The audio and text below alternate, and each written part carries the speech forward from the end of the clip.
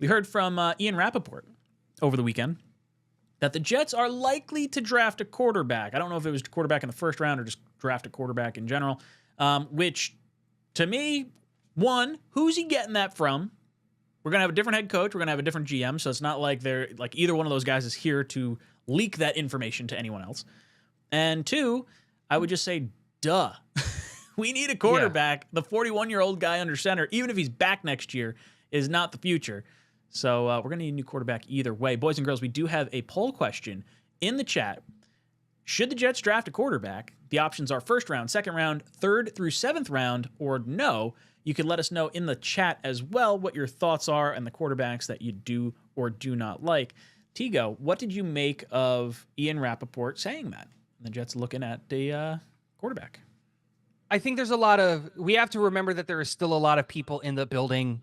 Like, work hasn't stopped. Mm-hmm. Obviously, we have an interim GM and a new GM is going to come in and all of those things, but Woody is still at the helm. Still, like, if Woody says we're taking a quarterback, the GM is going to take a quarterback, right? And I think what we're starting to see is, hey, a new GM is going to come in, and they're going to have all of the staff that's still there right now, and they're going to decide whether or not they're going to want to keep those guys. But they're going to have a full breakdown because my best guess is that one of the biggest things that Woody is going to have a conversation with whoever the new GM is going to be, we want to take a quarterback of the future. What do you think of this upcoming class? How would you attack this problem? We have Aaron Rodgers as a potential coming back, but he's not, like you said, he's not the answer long-term, and I want a long-term solution at quarterback. How are we going to address this? Like, that's going to be talked about in the interview. And so this is one of those things where it's like, it's technically breaking news, but it's like, is it really? Mm-hmm. The writing was on the wall. So we all saw it. Everybody knew that was going to happen. So if you go on the news and says someone graffitied on the side of the billboard in the middle of Times Square, it's like, yeah, we all saw it. We know it's technically breaking news, but we were all there. We saw it happen. We saw the guy do it. You know, he was screaming and dancing the whole time. Like, I heard the guy that did the graffiti got away on a bike, got caught in McDonald's. Yeah, in Pennsylvania. Didn't even get caught. He was just sitting there cheating a cheeseburger, dude. Like, it wasn't a hard chase. Crazy. He did everything. Signed it. He put his name, his Instagram tag on it. Like, it's so obvious. So, like, of course we're taking a quarterback. When is the bigger question, especially in this class? Dude, it's going to be very, very interesting to see where we go with the draft. Right now, the Jets are sitting at the 7 pick. The Titans, if the Jets and Titans wind up with the same record, the Titans will pick before the Jets because of the ease of schedule they have remaining. So the strength of schedule tiebreaker will tip in favor of the Titans. Now, they do have a game against Jacksonville. I believe they have a game against the Colts. Like, they got some winnable games in this next little stretch here if they are able to do that. The Jets, I feel like we're going to win against Jacksonville this week. Like, the way we played this past week, I think if we can replicate 75% of that, we should be able to beat Jacksonville.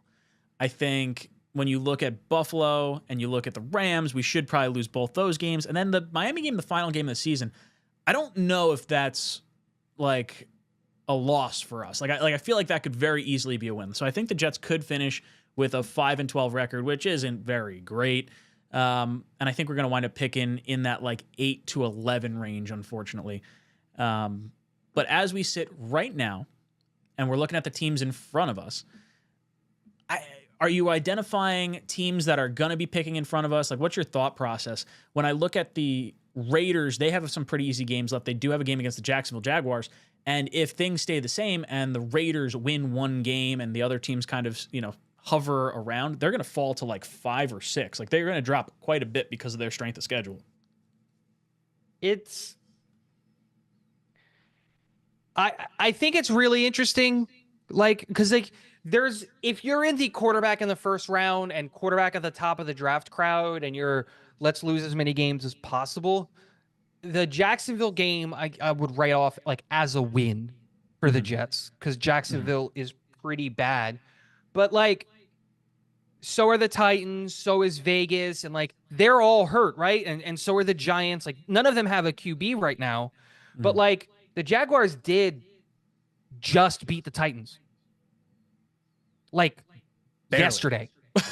No, Yes, yeah, it yes, was yeah. barely, but like what I'm saying is like that game is 50-50. So even if they split it, it doesn't really affect, like if Titans win the next one, like it doesn't really affect it. And then I don't see another win on the Titans schedule outside of the Jags game. So there's a realistic chance. Like it's weird because I think all of those teams right now that are like 1-7 are all going to end 4-10. Because So I don't think we beat Miami at the end of the year. And I only reason I say that is because there is a possibility that it could be a like win and a bunch of other stuff happens and maybe you sneak into the playoffs with Miami. Oh yeah. And But so I they're think, going to be trying way harder. but if that doesn't happen, then they don't have any reason to like play hard at that point. In January, they're not neither going to do give we. a shit. Neither do we. No, but I feel like we have more of a chance of beating them in our home stadium in January than them traveling after having just been knocked out of the playoffs the week before, potentially. Like if that's how that plays out. What's up, guys? Matt O'Leary from Talkin' Jets. If you liked that video, please make sure to subscribe and follow for more New York Jets content.